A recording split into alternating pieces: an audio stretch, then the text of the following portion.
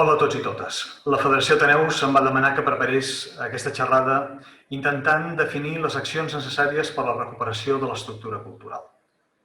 En primer lloc, vull agrair a la Federació la possibilitat de poder afrontar aquest repte, de poder intentar posar la mirada no només amb el curt termini sobre com superar aquesta etapa i quines accions caldrien per superar aquesta etapa de ple impacte de la segona onada de la Covid, sinó de poder fixar la mirada una miqueta més enllà, de poder anar a buscar quines són aquells canvis estructurals que podrien construir una estructura sociocultural molt més robusta.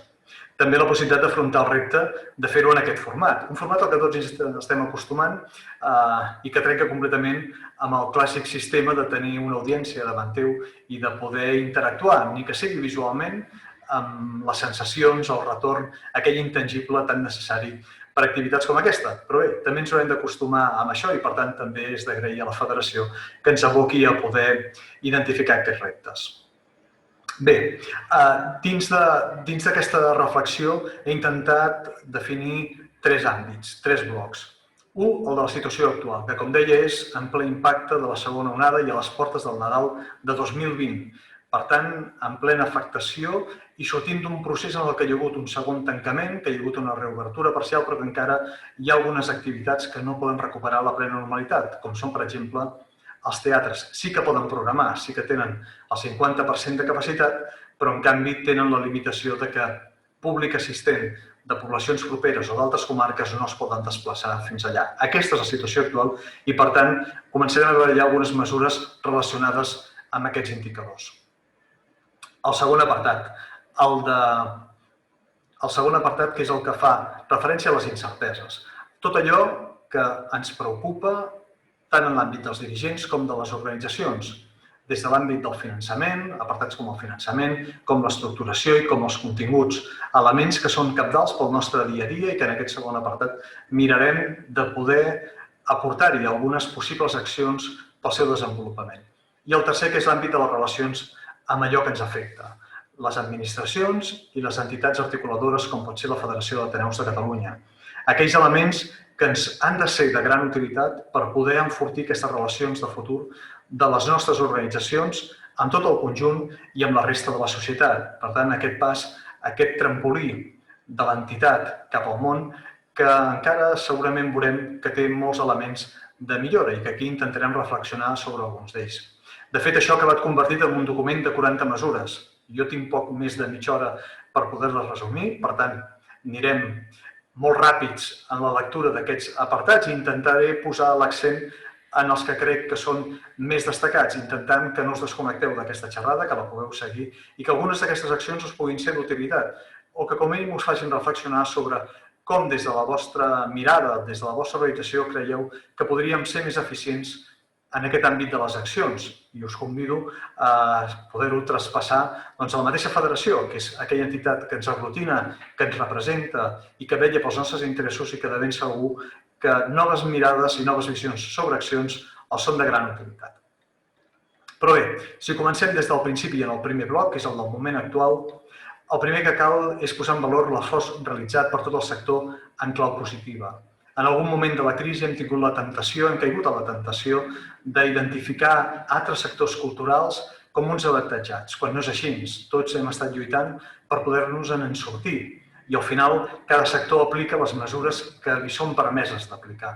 Per tant, no hauríem tant de focalitzar el nostre interès en identificar que aquell pot fer una cosa i nosaltres no la podem fer, sinó sobretot posar en valor tot allò que hem fet, tot allò que hem preparat, tot allò que hem après en tota aquesta crisi de la Covid per poder reclamar unes millors accions, però sense haver-ho de contraposar a les accions o als beneficis puntuals que té un altre sector. És imprescindible la preparació d'un pacte per la reobertura, un pacte en clau de país que ens permeti fonamentar el marc, les mesures i els procediments per poder garantir una represa molt més estable. És imprescindible que elements articuladors com la Federació i l'Administració s'asseguin per poder establir aquest pacte per la reobertura. També demanar que les mesures que s'estableixin en relació a la restricció d'accés a la cultura tinguin en compte factors que fins ara potser no s'han considerat prou com el factor territorial. Hem viscut en diferents etapes de la pandèmia la visió de Catalunya com un tot, com un territori únic, i en canvi vèiem que les afectacions territorials eren diverses. No és el mateix el que passa a l'Aran que el que passa a Terres de l'Ebre o el que passa a la conurbació de l'àrea metropolitana. I, per tant, jo crec que caldria, en aquest anàlisi de possibles accions, considerar la modificació territorial i que les mesures que es plantegen o que es proposen tinguin en compte aquesta singularitat i aquest diferencial d'afectació. Segurament, d'aquí uns anys, quan revisem això, quan mirem l'hemeroteca i quan revisem aquesta xerrada, se'ns farà estrany que l'any 2020 estiguéssim parlant d'això. Però això ara ens ocupa i ens preocupa i aquesta és la nostra realitat. Ho ha estat durant la primera onada de la pandèmia. Ho està sent en aquesta segona onada de la pandèmia. Malauradament, tot fa preveure que també ho serà amb la tercera. Per tant, seria interessant que ara que estem just a les portes d'obrir les festes de Nadal i, malauradament, com apunten molts, a les portes d'una tercera aturada de tot el sistema econòmic, social i cultural, seria bo que algú prengués nota d'aquesta possibilitat de poder tenir aquesta visió territorial i de poder diferenciar diferents velocitats o accessos a fases de represa. També en aquest apartat, en el del tancament de la cultura, imprescindible demanar una major antelació i planificació de les mesures. Ens hem acostumat a començar a sentir el tant de tambors el dimecres, comencen a sortir els mitjans de comunicació, possibles mesures que decidirà el govern i el Procicat, esperar a la roda de premsa del govern de dijous o de divendres perquè siguin anunciades, d'haver d'esperar després a que siguin publicades al Diari Oficial de la Generalitat de Catalunya, que possiblement és un diumenge al vespre, i el dilluns haver-les de començar a implementar. Això no pot ser. Hem de poder demanar, hem de poder exigir que hi hagi un temps de planificació, preparació i execució de les mesures, perquè som organitzacions, algunes més senzilles, altres més complexes, dels que en depenen personal, proveïdors, famílies que gaudeixen de les activitats i no podem estar tots amb uns calendaris que són gairebé d'immediatesa. Per tant, una mesura, una acció que s'hauria de demanar a l'administració és la de poder periodificar millor totes aquestes accions i mesures. Hi ha tot un bloc que és interessant de poder considerar i en el que es plantegen algunes accions, que és l'estat anímic dels nostres dirigents. Estem parlant d'una situació que afecta el present i el futur de persones, dels seus recursos econòmics i d'aquelles persones que en depenen i, per tant, d'una font de generació d'angoixa i inseguretat. És molt difícil gestionar la situació actual que requereix un constant engegar i parar i no tothom disposa d'eines per sortir-se'n. També cal definir estratègies d'acompanyament per part de les estructures més properes al sector, en el nostre cas, la Federació d'Ateneus de Catalunya. Cal incloure el factor emocional en les comunicacions de les mesures que s'aproven i les seves previsibles conseqüències. S'han de prendre mesures, i això és evident, però s'ha de garantir que cada cop, o s'hauria de demanar que cada cop que es comuniquin acompanyades de les mesures compensatòries.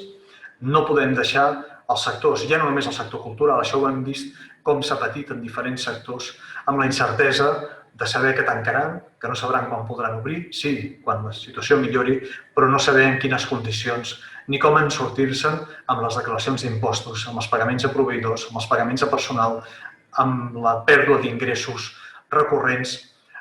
Tot això, quan es comunica, s'hauria d'intentar que vagi acompanyat de les mesures compensatòries.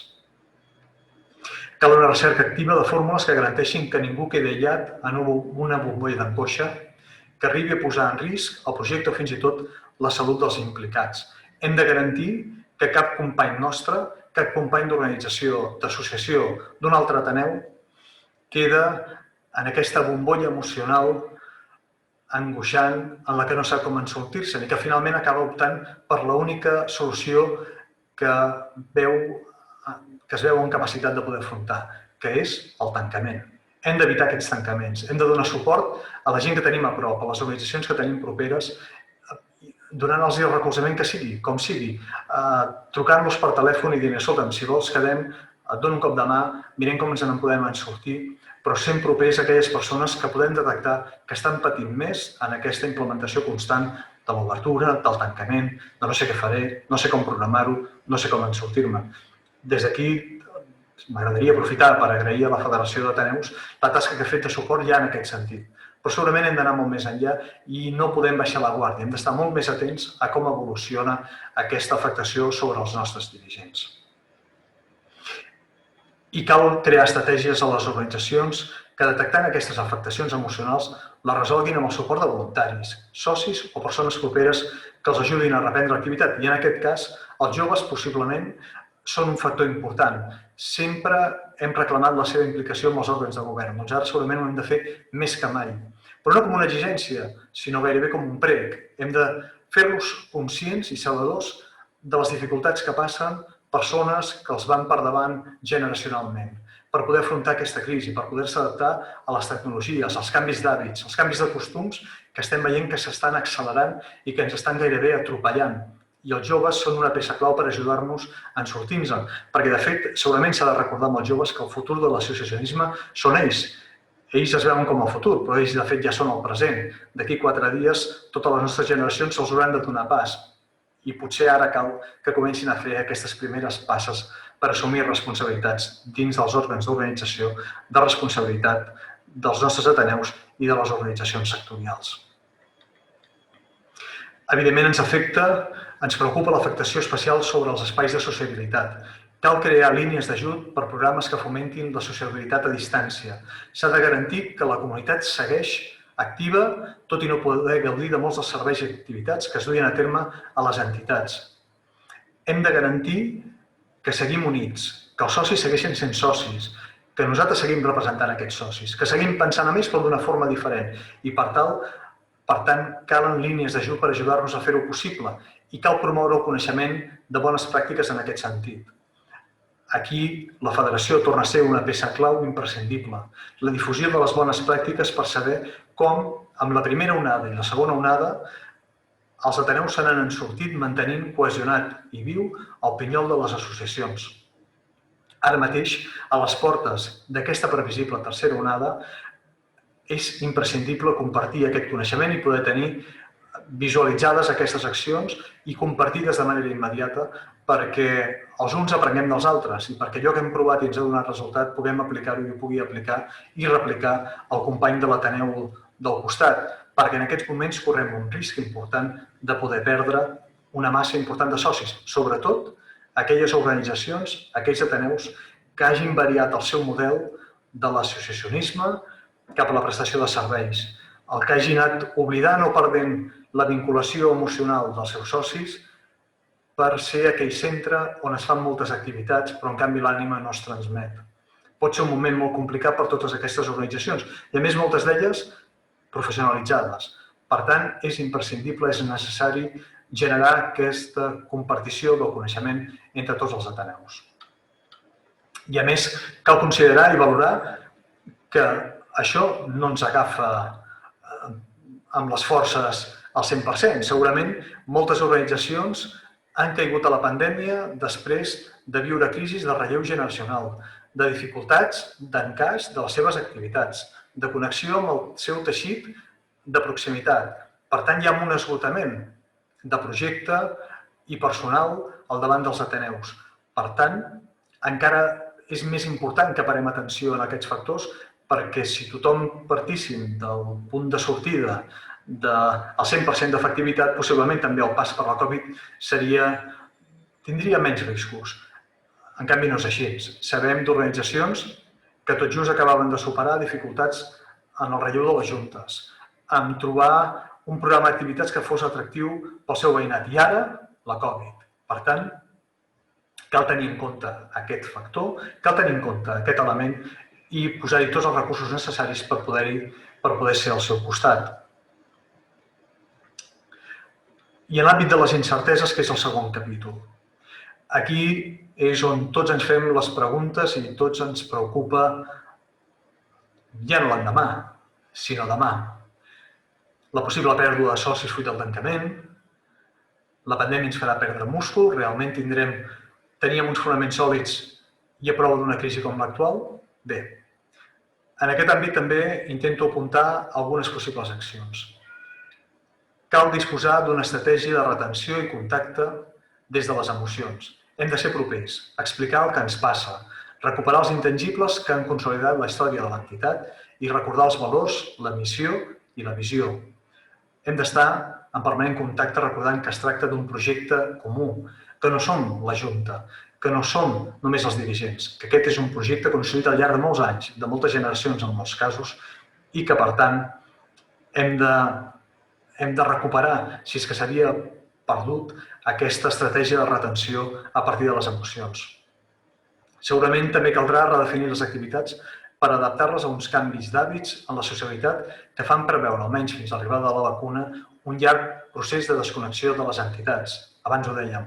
Estem a unes més que previsibles portes d'una tercera aturada i, per tant, hem d'aprofitar cada instant, cada minut, cada segon que tenim de la setmana i del mes i mig que possiblement tenim davant nostre per poder redefinir les activitats i intentar adaptar-les a aquesta nova realitat que, a més, serà una inversió de futur, perquè tot fa preveure que aquesta realitat ha vingut per quedar-se en molts dels casos. També, inevitablement, caldrà disposar d'una estratègia econòmica pensada per sostenir l'entitat sense les aportacions d'una part important dels socis. No només dels socis, sinó també dels llogaters i dels patrocinadors. Per tant, haurem de preveure una remodelació de tot el nostre múscul financer i caldrà analitzar l'impacte de la crisi en funció del grau de professionalització de les organitzacions. Durant molt de temps hem estat reclamant, alguns ho han fet de manera molt emotiva i de manera molt insistent, sobre la necessitat i els beneficis de professionalitzar. Potser ens trobem a les portes d'una paradoxa, de la de trobar-nos que aquelles organitzacions que no s'han professionalitzat i que han mantingut viu, estable i amb fortalesa el seu nucli de voluntariat, potser se n'en surten millor de la crisi de la Covid. Perquè la crisi de la Covid sobretot afectarà aquelles estructures amb una dependència econòmica important. I, per tant, segurament caldrà analitzar, passada la Covid, passat l'impacte d'aquesta crisi, com han evolucionat aquests indicadors. Com se n'han sortit les entitats basades 100% en el voluntariat i aquelles amb una alta professionalització i d'això treure'n aprenentatges perquè ens ajudin en el futur.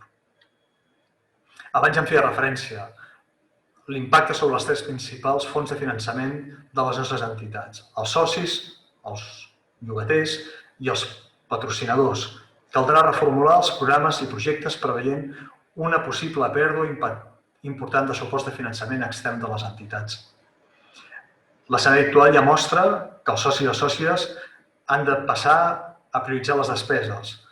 Els usuaris deixen de participar a les activitats, ja sigui perquè no poden dur-les a terme o per no poder-les pagar. De fet, ens estem trobant que hi ha organitzacions i ateneus que estan remodelant el seu programa d'activitats, però en canvi els seus usuaris, les persones que haurien de participar a l'activitat a casa seva no tenen una connexió de prou qualitat, no tenen prou dispositius per poder mantenir aquesta connectivitat o no els tenen disponibles perquè els han de compartir amb diferents membres de la família. Per tant, caldrà reformular els programes però preveient que tindrem dificultats d'encaix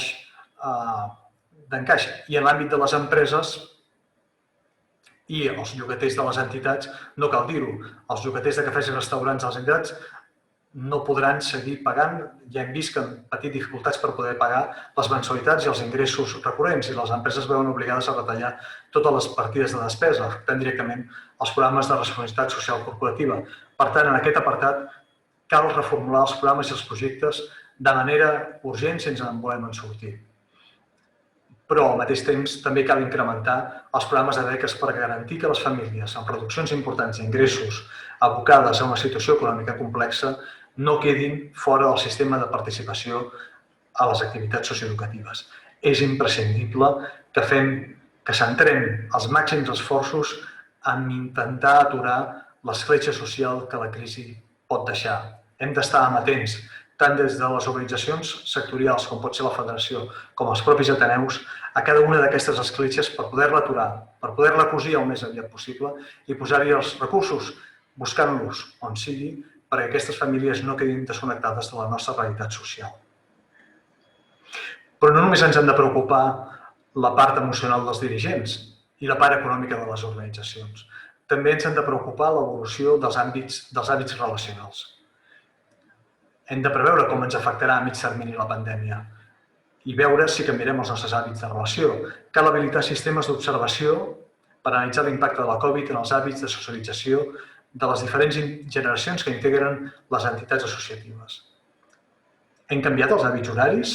Ens relacionem igual amb les tecnologies? Ens reunim per acordar de forma diferent? Gestionem igual els consensos i les divergències, que com ho fèiem abans quan ho podíem fer presencialment?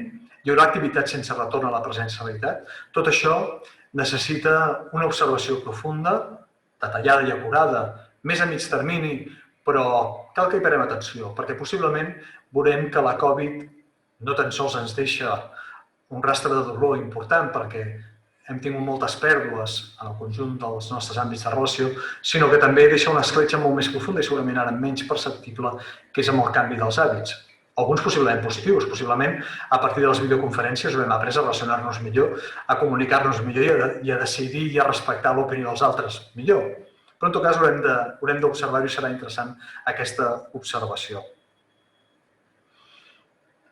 Un altre aspecte de les incerteses és la recuperació del consum cultural, saber en quin moment recuperarem el ritme que teníem abans de la pandèmia.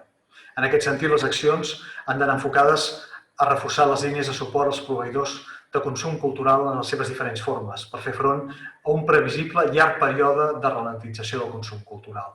Un cop es superi l'etapa de tancament, ja sigui l'actual, ara amb una semiobertura o els que puguin venir per endavant, sembla previsible que es trigui un període de temps en superar barreres d'accés a la cultura per diferents causes. Manca de recursos econòmics, por o prevenció davant del contagi, manca d'interès per determinats formats. Cal reforçar les línies de suport per tots aquells que produïm continguts culturals per ajudar-nos a passar aquesta etapa que previsiblement pot ser llarga. Però també hem de mirar cap endintre, cap al nostre model, el model ateneístic, i possiblement cal una anàlisi de l'impacte de la Covid-19 al conjunt de les associacions, sobretot en el seu funcionament i els programes d'activitats, per poder identificar possibles noves necessitats de suport o serveis a resoldre per part d'entitats com la Federació d'Ateneus. Per tant, també a la Federació se li gira feina i segurament caldrà que estigui molt atenta no tan sols de proveir-nos, com ha fet i de manera excel·lent, de recursos materials per poder superar aquestes etapes, primera i segona de la Covid, sinó possiblement nous serveis que puguem tenir per endavant. També és necessari que cada entitat faci una anàlisi a fons de tot allò que porta a terme per poder identificar aquells elements que han donat sentit a l'entitat durant tot el període de crisi i enfortir així la seva proposta de futur. Sovint moltes entitats tendim a engruixir els programes d'activitats per la suma de diferents inèrcies en les successives juntes directives, i això tots ho hem viscut, i no per una anàlisi estratègica vinculada als valors i a la missió. Segurament aquest és un bon moment per fer una aturada i revisar-ho a fons. Què és allò realment essencial? Quin és el nucli? Quina és la fortalesa que té la nostra associació i allò que ens diferencia i allò que ens fa realment singulars? I, evidentment, cal projectar un missatge, i aquest també és un encàrrec per la Federació, que recordi la importància del teixit associatiu com a estructura de base al servei de la societat. Un teixit, no cal dir-ho, amb una densa capil·laritat a tot el país, que en moments de crisi com aquest hem actuat amb responsabilitat, preparant les estructures per adaptar-nos a un moment de canvi com l'actual i que ha vetllat i vetllarà per garantir l'accés a la cultura, el coneixement i la sociabilitat al conjunt de tota la societat. Cal projectar aquest missatge. Aquesta idea no pot quedar desdibuixada ni pot quedar disminuïda. És la principal fortalesa del nostre teixit. Quan tothom ho està passant malament i nosaltres també estem aquí i som, ens mantenim, ens adaptem per ser propers a una necessitat que ens necessita segurament com mai. Però bé, i ara passem al tercer bloc, que és les estructures culturals, allò que ens afecta. L'administració local, per exemple, que, com hem vist amb els successius informes de l'estat de la cultura, és el principal finançador del sector cultural. Molts cops ens fixem la mirada amb el percentatge de finançament públic de la Generalitat de Catalunya, quan els principals finançadors, qui tenim més a prop i qui està ajudant més al teixit associatiu, són els ajuntaments, el món local. Per tant, en aquest sentit, També hi ha accions en les que ells poden fer-hi aportacions per poder ajudar a aquesta recuperació de l'estructura cultural. Cal garantir el suport i el finançament pels projectes de les entitats com a eina bàsica per la continuïtat del teixit associatiu local. En aquests moments, més que mai, cal garantir la continuïtat dels convenis i acords entre els ajuntaments i les entitats i facilitar l'adaptació de les justificacions del 2020 a processos d'execució que han estat molt complexes i que crec que tots en som conscients, també l'administració local i les entitats. Per tant, el primer element a demanar, garantir el finançament, el suport i la continuïtat dels projectes. El segon, perquè també diem que són mesures no només amb el curt termini. Aquí ja no estem mirant tant accions per poder superar la Covid, sinó aquelles accions que han de fomentar els plans de futur. I en aquest sentit hem d'intentar aconseguir promoure els criteris plurianuals per a la consolidació de les estructures i com a estímul per poder assolir objectius més ambiciosos. No pot ser que cada any haguem de fer el mateix projecte, el mateix programa i haver de tocar la mateixa finestreta. Hauríem de ser capaços de poder establir fórmules més modernes, més àgils, més efectives i segurament també més ambicioses per part de les entitats per poder establir un vincle que l'administració local accepti com plurianual. Som conscients de que existeixen traves administratives que ho dificulten, que no és una manca de voluntat política en la major part dels casos, però en tot cas no podem deixar d'apuntar aquesta acció com a necessària, com a imprescindible per construir un model de relació entre l'administració local i les associacions en clau de maduresa i en clau de futur. Cal fer una aposta decidida per l'economia taronja, aquella economia local basada en la cultura i, per tant, també demanem als ajuntaments, des d'aquest pla d'accions, aquesta mirada cap a les oportunitats que donem la cultura com a potenciador del teixit econòmic local. Deixar de tenir aquella sensació que les entitats només van a demanar, només reclamen recursos per poder fer els seus programes. Poder visualitzar que les entitats som una palanca de canvi i de transformació al servei del món local. Si el món local visualitzés aquesta oportunitat, estic convençut que en molts municipis, en moltes poblacions, aquesta aliança de les fortaleses de la cultura com a potenciador donaria uns resultats excepcionals. I segurament un dels elements que ens cal és observar, analitzar i difondre bones pràctiques, perquè tenim ajuntaments que ja creuen en l'economia taronja, en l'economia de transformació a partir de la cultura. Potser el que cal és posar-los damunt la taula, donar-los visibilitat perquè siguin accessibles a altres consistoris que encara no han entrat en aquests processos. I cal un estudi del retorn social i econòmic de la inversió pública local en la cultura per analitzar-ne l'impacte, el retorn i la capacitat de projecció estratègica. Un dels eixos principals, un dels elements imprescindibles de la cultura és el seu retorn social. Som útils no només per generar continguts, som útils per ajudar a transformar o aconseguir una societat millor. I, per tant, hem d'estudiar, hem de poder valorar i hem de poder definir el valor social, el retorn social i econòmic de les nostres accions culturals.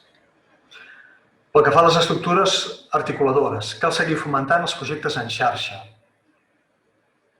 especialment després d'una etapa com la de la pandèmia, on els dirigents, voluntaris i estructures han pogut quedar superats per l'impacte de la crisi i on s'ha generat un nou coneixement i pràctiques fruit de l'experimentació en clau de resiliència. Abans, ja ho dèiem, hem d'aconseguir projectes en xarxa, hem d'aconseguir projectar cap als altres allò que nosaltres aprenem. Hem de poder facilitar aquest coneixement compartit d'aquestes experiències. Cal aprofitar l'impuls de les noves tecnologies de transmissió online per generar projectes que des de l'impuls de les organitzacions de segon nivell puguin arribar als associats de totes les entitats o ateneus. Hem descobert que tenim altres formes de comunicar-nos, que podem inventar noves formes de fer els actes. A partir d'aquí, també a la federació se li obre una oportunitat de poder articular-nos a tots conjuntament. D'una banda, fomentant projectes en xarxa i donant una visibilitat diferent a les experiències. I en aquest cas, possiblement programant activitats en un format que abans de la pandèmia era impensable. Abans de la pandèmia segurament no ens havíem plantejat poder fer una presentació d'un llibre, una xerrada o un espectacle en streaming a través d'un mitjà com aquest per associats de tots els ateneus del país. Doncs Ara ja hem descobert que les tecnologies ens permeten això, que una presentació de llibre no tan sols es pot fer en una sala pels socis de l'Ateneu. Una presentació del llibre, articulada des d'una federació, pot ser compartida i articulada cap a tots els socis de totes les entitats que formen part del teixit associatiu. Per tant, se'ns obre una oportunitat extraordinària per poder aprofitar l'impuls de les noves tecnologies i els hàbits que ja ha generat amb els nostres usuaris, amb els nostres socis i sòcies, per poder fer aquell pas que fins ara semblava insalvable. Vèiem una gran barrera d'accés des de la federació als socis dels ateneus que en formen part. Doncs possiblement la Covid i les tecnologies ens han obert aquesta perspectiva i aquesta possibilitat de poder arribar a aquests nous públics i noves eines per poder-ho fer. Cal promoure la creació de xarxes sectorials entre entitats d'un mateix col·lectiu. Tal com deia abans, no són accions per la Covid ni per després de la Covid, són accions de futur.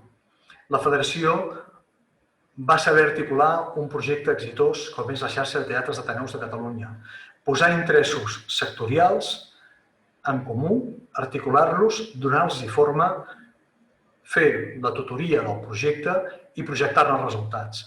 Això és la ICSTAC, la suma dels interessos d'ateneus que tenien teatre per poder visibilitzar la seva fortalesa. La Federació té davant seu el repte de poder amplificar aquest àmbit d'actuació a altres activitats que realitzen habitualment els ateneus. Activitats formatives, activitats esportives, són interessos identificats molt clarament dins de les nostres entitats que posats en xarxa i articulats com la xarxa de teatres ateneus de Catalunya, com la ICSTAC, donarien, n'estic convençut, uns resultats extraordinaris.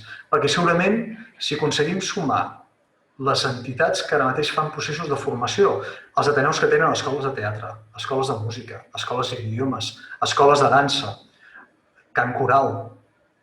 Si tot això ho sumem, en sumem el professorat i en sumem l'alumnat, descobrirem que tenim un potencial extraordinari. Segurament la xifra ens sorprendria. Només d'imaginar-la ja ens sorprèn. Doncs potser caldria posar-la negre sobre blanc i a partir d'aquí, un cop identificat aquest nucli de cohesió d'aquesta activitat sectorial que uneix molts ateneus, a partir d'aquí estic convençudíssim, estic convençut de que descobriríem noves estratègies, noves maneres de poder impulsar i millorar i donar millor suport a aquestes xarxes, d'aquestes activitats que ocupen i preocupen el dia a dia de molts dels nostres ateneus, de moltes de les nostres entitats. Hi ha un altre àmbit de futur en el que també calen accions, que són els drets culturals. Fa pocs dies la consellera de Cultura, Àngels Ponsa,